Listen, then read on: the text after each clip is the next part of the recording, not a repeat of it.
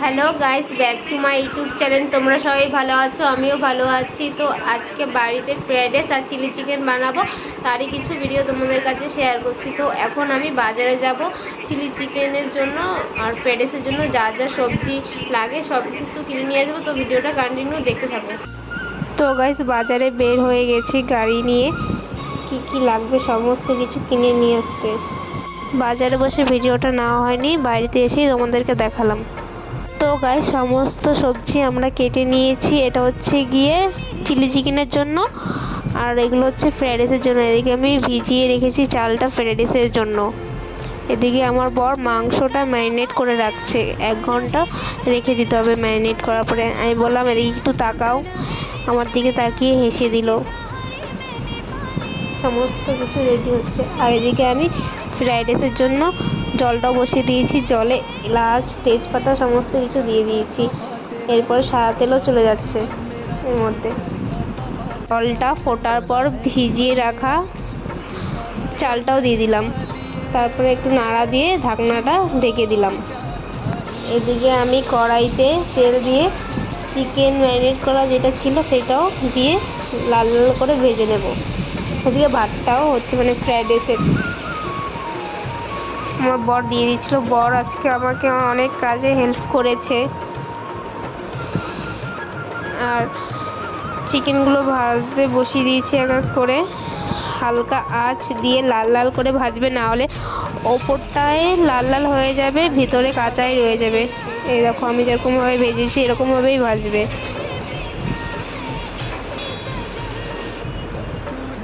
এইদিকে আমি চিলি চিকেনের তৈরি শুরু করে দিয়েছি। এটা হচ্ছে গিয়ে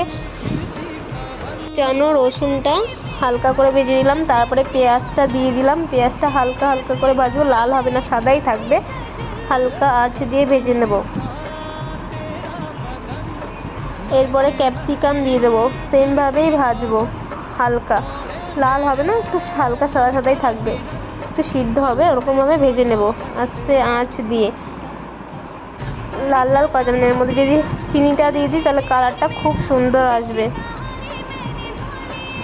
এরপরে দিয়ে দিচ্ছি গ্রিল চিলি সস, একটু নেড়ে নেব, ভালো করে মিশিয়ে নেব। এরপরে টমেটোর সসটা চলে যাচ্ছে, এটা দিয়ে ভালো করে নেড়ে নেব। সয়া সস দিয়ে দিলাম পরিমাণ মতন, ভিনিগারও দিয়ে দিলাম পরিমাণ মতন। তোমাদের মাংস তারপর সবজি অনুযায়ী পরিমাণ মতো যার যতটা লাগবে ততটাই দেবে। এরপর 3-4টে কুচানো কাঁচা লঙ্কা ফেলে দিলাম।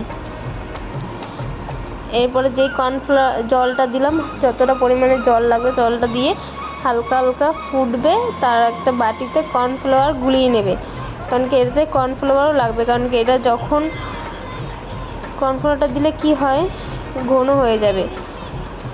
ভেজে রাখা চিকেনগুলোও দিয়ে দিলাম, সমস্ত চিকেনগুলো দিয়ে দিলাম। চিকেনগুলো দেওয়ার পরে হালকা হালকা করে নেড়ে নেবে। নেড়ে নেওয়ার পরে জলে গুলিয়ে রাখা কর্নফ্লাওয়ারটাও আস্তে আস্তে দিয়ে দেবে। আবার একটু ভালো করে নেড়ে নেবে, সমস্ত কিছু কর্নফ্লাওয়ারের সাথে মাখিয়ে নেবে।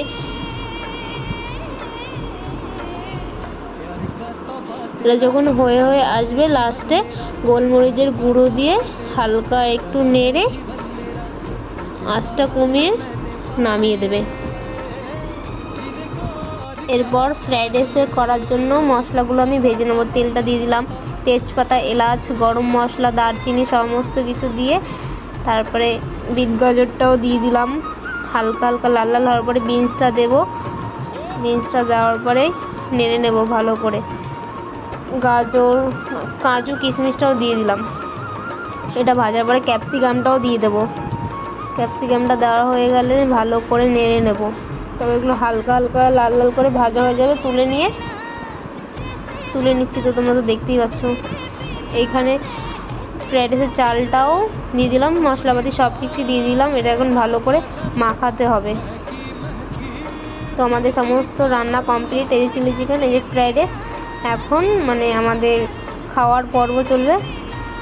এখানে আমার মা বসে গেছে, মাকে জিজ্ঞাসা করছিলাম কেমন হয়েছে, মা বলছে দারুণ হয়েছে খেতে। বোনকে বলছিলাম বোন কেমন হয়েছে, বলছে দারুণ। আমি বোন তো ফ্রাইড রাইস খায়নি, বোনের জন্য আলাদাভাবে সাদা ভাত তুলে রেখেছিলাম, ও সেটাই খেয়েছে। এই যে মেন শেফ খেতে বসছে, ওকে বললাম কেমন হয়েছে, ও বলছে সুপার হয়েছে, হেভি বলছে। আর এটা হচ্ছে গিয়ে আমার থালি, আমি ভিডিও করা চক করে খেতেই বসিনি এখনও, এখন খেতে বসবো। দেখো আমার রিয়াকশানটা কি হয়, ফার্স্ট টাইম রান্না করছি, কীরকম হবে কি না হবে সেটা বলতে পারছি না। মোটামুটি হয়েছে, খাওয়া চলে।